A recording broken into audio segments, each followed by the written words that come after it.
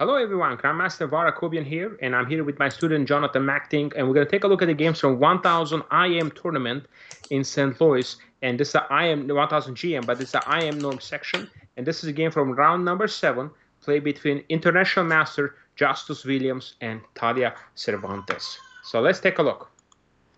E4, E5, Knight F3, Knight C6.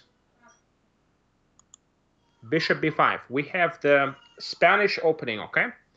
So now we play A6. So this is the Spanish game and also known as the Ruy Lopez.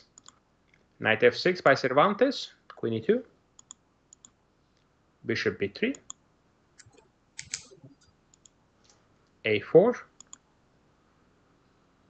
And now a very important idea here is, he decides to play D4.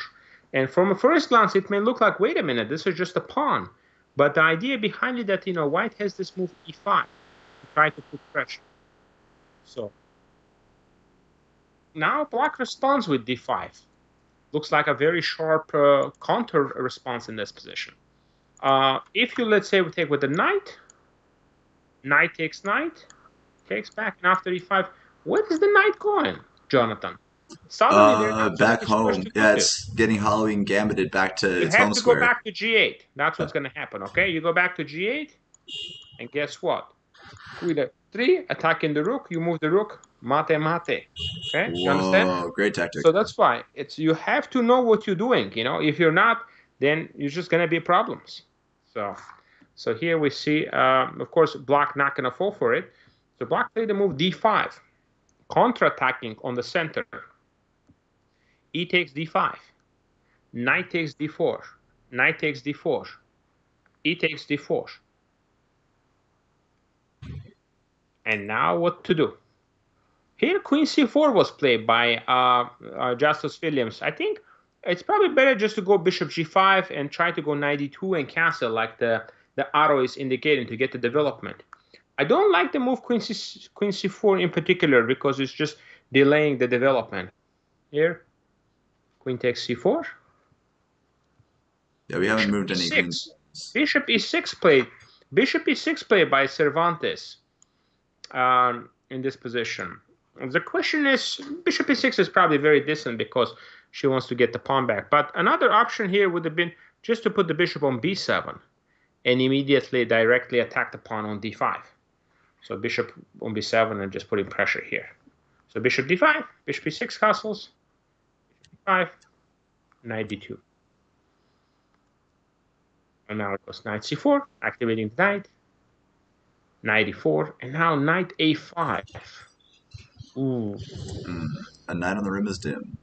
Knight on the rim is dim, but also it's not helping the development. So I think it would have been much better just to go bishop E3 and just to go rook AD1 to get the development, okay? So this is definitely something you should try to do. Bishop goes here. Rook AD1, and you get your pieces in, okay? You get that development.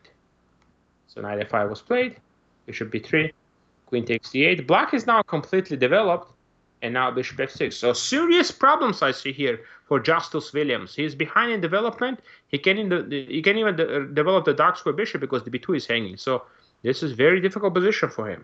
Now he goes rook B1, C5. Idea behind it is to play C4 and C3 and try to advance. Now he goes bishop E3.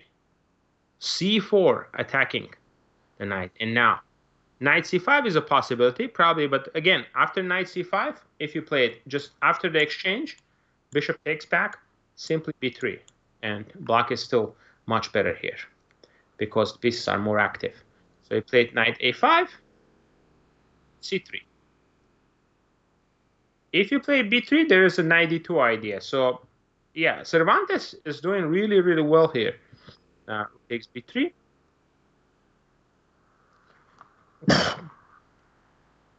If you take, you run into this problem. Check. Bishop here. And A5 knight is hanging. Interesting. Rook B3, rook C8. In this position, actually, rook D5 would have been quite strong, removing the knight and then clumping the position with A5. That way, everything is protected. And you got the a4 pawn is hanging. That is just going to be very difficult to defend. So this is technically a winning endgame now for black. So I played here, rook c8, knight b7, bishop b7. Yeah, it's a winning advantage for Cervantes. Just she had to just be more precise. f5. That's unclear why that move is played here. Why f5? All you can do is just double up, right? Rook c7, knight goes back, and you double up the rooks. And as soon as you play a move like knight d5, the c2 pawn is simply going to fall. Okay, this would have been a very clear way how black could have just won this game. Okay. Would f5 make sense if the rook was still on f8, or it still doesn't work? I'm not sure still, because f4 bishop can move somewhere, so I'm not sure here what happened. But again, just rook c7 doubling up the rooks would have helped. Still lots of ideas. Bishop d6. Again, not so clear. Knight e4 would have been a better attempt. But anyway, at this point, it's good enough, I think, for this game, where black has a big advantage here. And with the precise play, there should be no problem to convert. Okay? So one thing is very important. You want to consolidate the position. So even with a move like g6, it's a good move to consolidate. Okay? And then try to remove the knight and pick up the c2 pawn. That would have been the right way to go. But bishop d6, I'm not sure.